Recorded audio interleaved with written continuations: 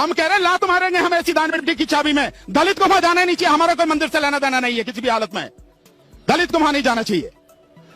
तो मंदिर बनाने के पक्ष में है क्या? नहीं, क्यों मंदिर में बनाने के पक्ष? मैं तो कह रहा हूं इस देश में जितने मंदिर है सबको तोड़ दिया जाए। मैं तो कह रहा हूं इस बात को। क्या मिलता है मंदिरों से? मंदिरों की बजाय इस देश में स्कूल बनाइए, कॉलेज बनाइए, लाइब्रेरी बनाइए, लोगों की शिक्षा मिलेगी, ये देश दुनिया में आगे पहुंच जाएगा। मंदिर बनाने से अंधविश्वास फैलता है, गंदगी फैलती है, लोगों के बीच घृणा फैलती है, और कुछ नहीं फैलता। आप बताइए एक मंदिर ने किसी ने धर्म का काम किया हो, किसी ने लोगों में शिक्षा का इस तरह से कोई काम किया हो? आप बताइए ना। मस्जिद के लिए भी ऐसा, मस्जिद के लिए भी ऐसा नहीं, मस्जिद वाले मस्जिद का जवाब दे। नहीं, मस्जिद के लिए भी ऐसा ही कहेंगे कि कौन? वो भी नहीं रहना चाहिए। मस्जिद में क्या होता है? मस्जिद में केवल वो जाके अल्लाह की इबादत करते, नमाज पढ़ते हैं, वो और कुछ नहीं करते। मंदिर में, मस्जिद में जाके और कुछ नहीं करते। वो भी नहीं रहना चाहिए। कहाँ नहीं है? उनकी इबादत की जगह है, संविधान ने उनको अधिकार दिया है, वो रहना चाहिए। क्यों, कौन मना कर रहा? मंदिर भी तो और रखो। तो आप मेरे से क्यों कह सकते हैं कि आप दलित को मंदिर में ना चाहिए? मैं तो कह रहा हूं दलित को मंदिर में जाने की जरूरत नहीं है। इस देश के किसी भी गरीब समझदार व्यक्ति को मंदिर में जाने की जरूरत नहीं है। उसको जाना चाहिए, स्कूलों में जाना चाहिए, कॉलेजों में जाना चाहिए, लाइब्रेरी में जाना चाहिए, पढ़ना चाहिए। ज्ञान मिलेगा तो उजाला फैलेगा, अगर ज्ञान नहीं मिलेगा इस देश में कुछ नहीं होगा। जिस तरह से शिक्षा की हालत बना दी है इन्होंने, इस सरकार ने, आरएसएस ने, इस देश का बेड़ा गर्क होने वाला। नहीं, शिक्षा नहीं। डर है। किस बात का डर है? गिरफ्तारी हो रही है, 200 लोगों की गिरफ्तारी हुई। मैं कह रहा हूं 2000 लोगों की भी गिरफ्तारी हो, 2 लाख लोगों की भी गिरफ्तारी हो तो क्या फर्क पड़ता है? इंसाफ के लिए क्या कुर्बानियां दी नहीं है? ये दी नहीं जानी चाहिए। इस डरना किस बात? 25 साल से पूरे देश के लोगों को चैलेंज दे रहा हूं। चैलेंज मेरा कहना यह है, राम इस देश में कभी पैदा हुआ ही नहीं।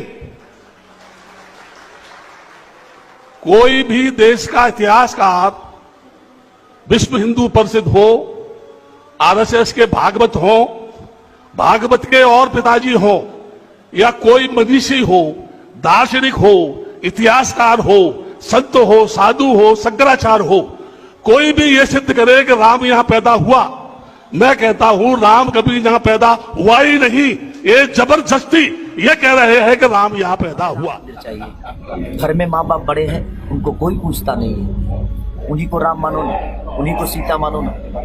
किसको सब फुर्सत है बताइए राम? में हवा बह रही है कि आप संभवतः विधानसभा का चुनाव लड़ सकते हैं। अरे नहीं, विधानसभा लोग दुनिया बोलने दीजिए, मुझे चुनाव से मतलब नहीं। मैं चाहता हूँ कि पब्लिक जागरूक हो जाए, पब्लिक जाग जाए।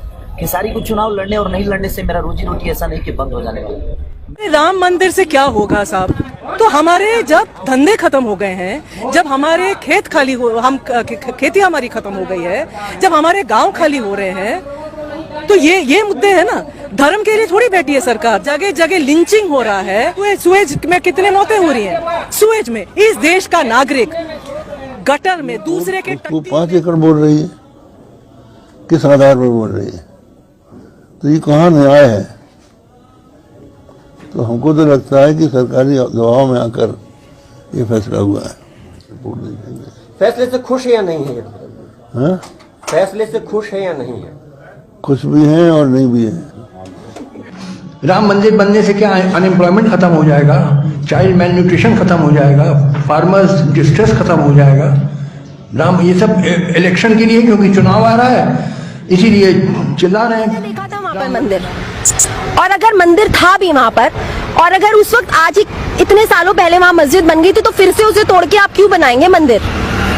और अगर आपको बनाना, हिंदू खतरे में नहीं है, ये देश खतरे में है। ये देश खतरे में है मोदी जी, अमित शाह जैसे लोगों से, प्रज्ञा ठाकुर जैसे लोगों से। ये देश खतरे में है।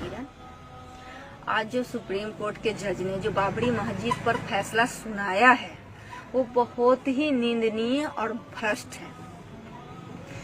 जो राम का न कोई प्रमाण है, न कोई साक्ष्य है, न कोई इतिहास है, उस राम पर सुप्रीम कोर्ट के जज ने फैसला सुनाया है। जानते हैं ये सब दबाव में किया है सुप्रीम कोर्ट के जज ने। भाइयों से कहना चाहूंगी कि ये मंदिर के चक्कर में आप लोगों को पढ़ने की कोई जरूरत नहीं, क्योंकि ये मंदिर आपको बंधुआ मजदूर बनाएगी और आने वाली पीढ़ी को गुलाम बनाएगी।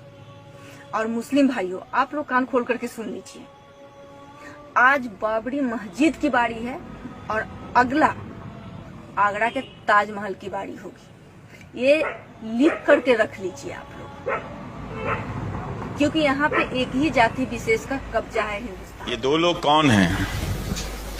जिन्होंने 92 में ढांचा तोड़ा था, बाबरी मस्जिद तोड़ी थी और 1949 की रात चोरी छुपे वहां पर मूर्ति रखकर आए थे। तो अदालत ने कहा कि ये दो काम इलीगल हैं। तो इससे जुड़े जो भी लोग हैं उनको इस फैसले से बाहर किया है और कहा है कि ये अपराधी की कतार में हैं। जो देखो जहां मंदिर खड़ा कर देता है। कभी सोचा आपने किसको बुला रहे हो आप? हैं? कभी विचार किया? कभी दिमाग लगाया कि मैंने मंदिर बना दिया? ध्यान रखना कि जोश तो आ गया। भगवान है ही नहीं। चैलेंज देता हूं, मेरा चैलेंज है भारत के सभी साधु सन्यासियों को, कोई ऐसा है जो ईश्वर का साक्षात दर्शन कराए? क्या कोई ऐसा आदमी है जो भगवान से सीधा दर्शन करा दे? आप ये कहें कि इस देश के अंदर भव्य राम मंदिर बनना चाहिए, अरे बनाओ, कौन मना कर रहा है तुमसे जो है। लेकिन याद रखो, कल्पना की धरा के ऊपर महल खड़े नहीं होते हैं, बालू के ढेर पर बिल्डिंग खड़ी नहीं होती है, शीशे के मकान में रहने वाले दूसरों पर पत्थर नहीं फेंकते हैं। अगर जितने भी मान लीजिए ईश्वर के मानने वाले लोग हैं, आस्थावान लोग हैं, तो मंदिरों में से मुकुट चोरी क्यों हो जाते हैं, जेवर चोरी क्यों हो जाते हैं, खजाने क्यों चोरी हो जाते हैं? क्या वो पुजारी जो बैठा हुआ है वो भगवान को नहीं मानता है? अगर कोई मुझसे पूछे तो मैं ये कहूंगा, जो ईश्वर विश्वास करने वाला है सही माने में वो ईश्वरवाद की दुहाई दे रहा है, लेकिन पक्का नास्तिक है, क्योंकि वो जानता है भगवान है ही नहीं, इसलिए वो सारी